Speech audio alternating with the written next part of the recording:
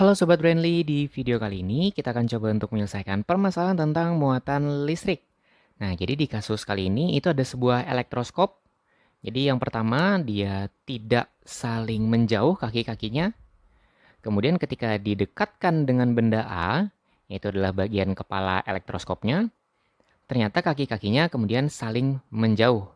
Nah, jadi ini kalau kita lihat, ini saling menjauh satu sama lain. Nah, yang ditanyakan, apa kesimpulan berdasarkan gambar elektroskop ini? Jadi, kita akan coba menjawabnya dengan menganalisa gambar dan mengingat kembali bagaimana cara kerja elektroskop. Jadi, elektroskop ini pada dasarnya tidak bermuatan. Jadi, bermuatan netral. Jadi, seluruh muatannya terbagi merata di kepala dan juga di bawahnya. Jadi ini semuanya merata. Nah, ketika dia didekatkan sebuah benda, misalkan ini bendanya memiliki muatan negatif. Jadi negatif. Ingat bahwa listrik statis dengan muatan yang sejenis itu akan saling tolak-menolak dan jika dia tidak sejenis akan saling tarik-menarik.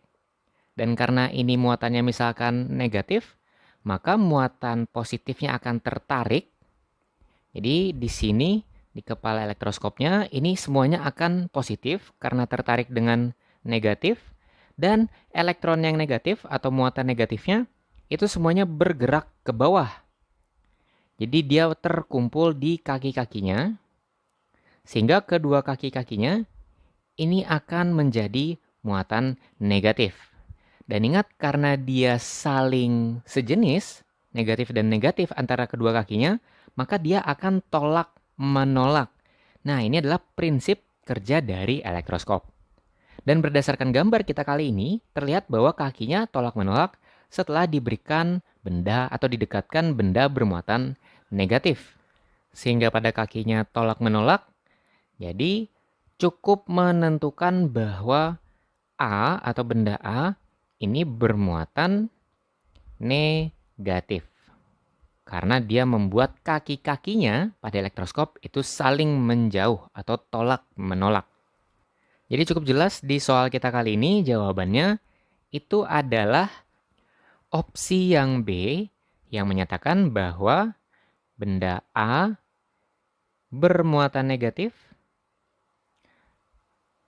sehingga muatan negatifnya terdorong ke kaki-kakinya sehingga kaki-kakinya tolak menolak karena dia menjadi muatan negatif. Nah, jadi cukup jelas ya untuk jawaban di soal kali ini. Jadi yang B itu cukup menjelaskan. Oke, selamat belajar Sobat Brandly dan salam edukasi.